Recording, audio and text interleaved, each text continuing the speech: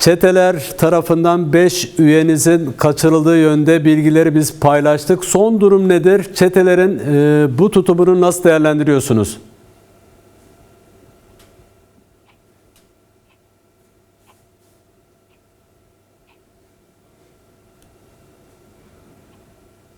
Vargirandın. Zamanı Türkiye famnak.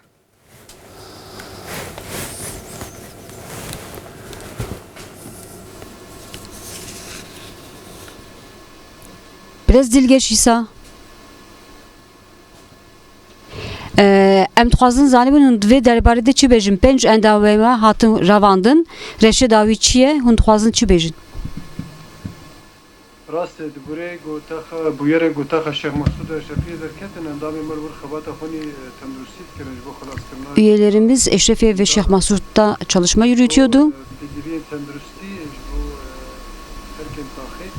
Mahalle halklarının sağlık ihtiyaçları için oradalardı. Ser taxi gredai hükümeta Suriye eriş kirin. Hükümet güçleri saldırı gerçekleştirince Endamı merhut bu loja haşt. onlarla irtibatımız kesildi ayın 8'inden itibaren. Gordi mene govana belaf kirin medit. Onların dağıttığı görüntülerde bazı üyelerimizin esir alanlar arasında olduğunu gördük.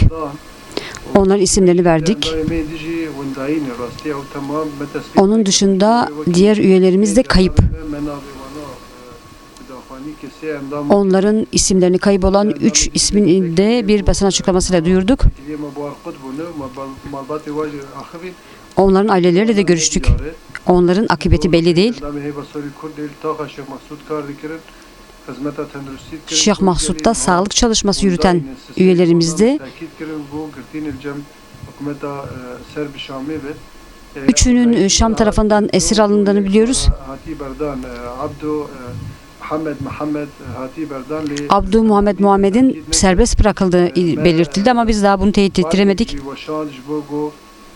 Biz aynı zamanda bu insanlara saldırı yapılmaması konusunda açıklama da yaptık. Çünkü sağlık çalışmaları yürütüyorlardı. Hevya Soru Kurd'un üyelerilerdi. Onları katletmeleri, tutuklamaları veya insanlık dışı uygulamalara maruz kalmaları savaş suçu kapsamındadır. İnsan haklarının ayaklar altına alınmasıdır. Onların yaşamının garanti altına alınmasını istiyoruz Şam yönetimi tarafından. Peki bu çetelerin aynı zamanda hastaneye yönelik saldırılarını da tüm dünya kamuoyu izledi. Sizin de size üye olan sağlık çalışanlarını bu şekilde kaçırdı. Dünya kamuoyuna, özellikle İnsan Hakları Kurumu'na bu anlamda bir çağrınız olacak mı? Saziyi navnetevi ve revşide. Ser erişe nexaşxane u ser erişe endameva. Dengemeti? Biraz dilgeçiyse dengemeti. Biraz dilgeçiyse dengemeti. Biraz ise dengemeti.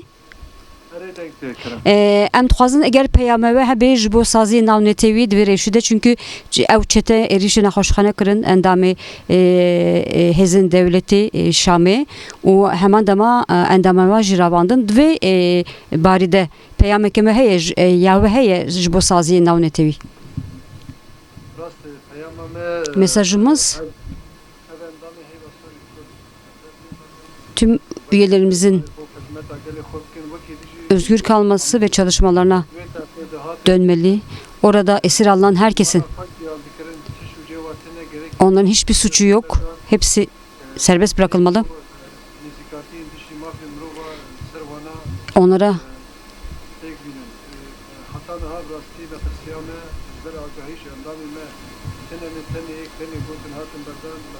yani bizim hala kaygılarımız var, ciddi kaygılarımız var. Çünkü bir kişi bırakılmış, diğer 4 kişi hakkında haberimiz yok ve onların katledilmiş olma konusunda ciddilerimiz var. Çağrılar yaptık.